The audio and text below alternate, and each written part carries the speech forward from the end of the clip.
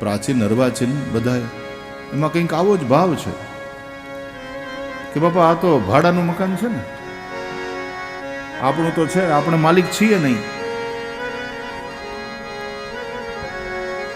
એ તારે રેવું ભાડાના મકાનમાં હો, જીવ શાને ફરે છે ગુમાનમાં.